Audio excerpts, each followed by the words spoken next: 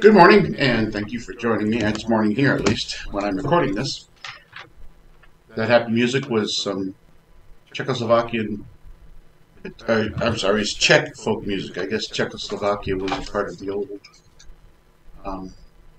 old century from the 20th century. Remembered a state that was put together after the First World War. Now there's two, the Czech Republic and Slovakia. Well, that was Czech folk music. The capital of Czech Republic is Prague, and Prague was also the center of the Bohemian kingdom, where Jan Hus served and where a lot of the important work of pre-Reformation was done. Today we are looking into what Dr. Constantino calls the Second Commandment. We would call it the third. And the commandment from Scripture reads like this. We're familiar with this. Thou shalt not take the name of the Lord thy God in vain. For the Lord will not hold him guiltless. Takes his name in vain. This is what Dr. Constantino says. In my inmost being,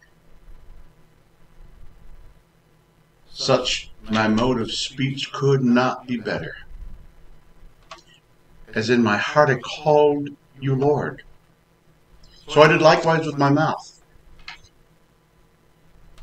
In the one I was false to you, in the other both to you and to other men. I took advantage of, that is, I bore thy name, to appear to be yours and to promote my own interests. Habit led me to take your name upon my lips, while my heart was far from thee. Destitute of true faith, I have invoked you. Without true hope, I have asked your aid.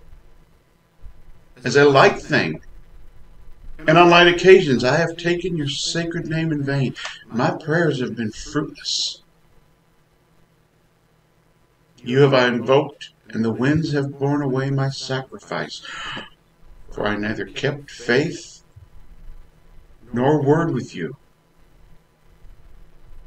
though expecting you to keep word with me. Your holy name being the memorial which I had to bear, owning whom you were, whom it was my duty to recollect, wherever I might hear it, since it was my duty to recollect and teach others, and fear and reverence. The fear and reverence which I owe you, I took your name in vain, insulting your majesty and greatness by irreverence, thereby giving occasion to many others to do the same as I did, as though my sins fell short of my heart's desire.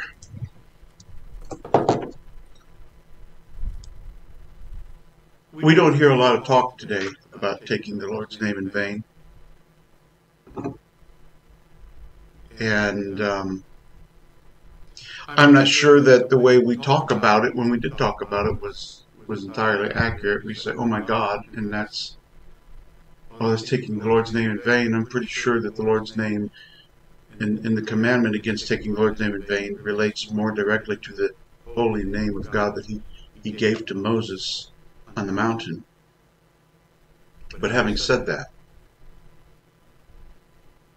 the name of the Lord is as much about reverencing him as it is the way we talk about his name.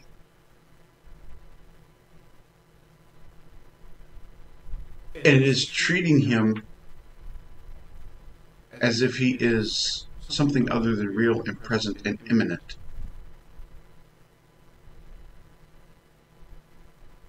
The commonality with which we often speak about God almost places him in our minds, or one might judge from our speech that in our mind, it places him in a position of almost like a folk hero.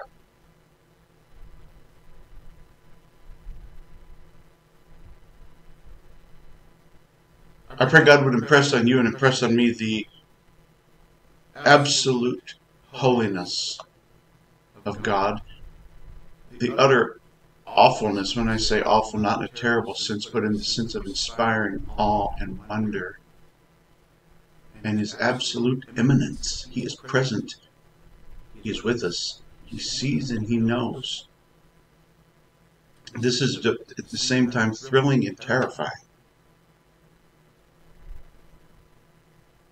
especially when we are accustomed to acting as if He's just integrated into our lives in a way that is most convenient for us, serves our purposes, and advances our ends, and gives us the most pleasure. When I read Dr. Constantino's confession, I felt that conviction in my heart. No, sorry, I just smacked my microphone. God is not a trapping of my religion. He is the Lord and Master of all. And I owe to Him reverence with my heart, with my soul, my mind, and with all my strength. He is the person who is present in every conversation, He's the one person who is read in on every detail of our thoughts and our words and our deeds, our attitudes and our feelings. He knows more about them than we do.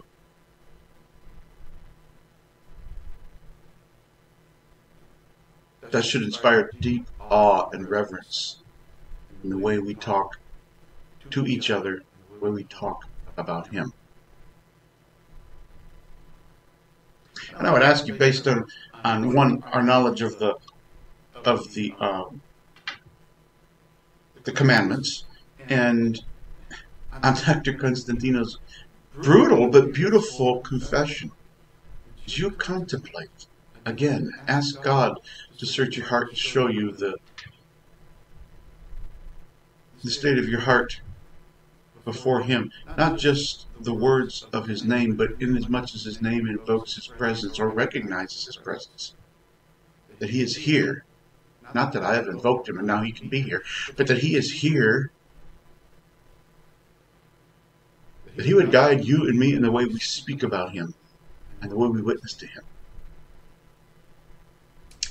Time's up. God bless you. Goodbye.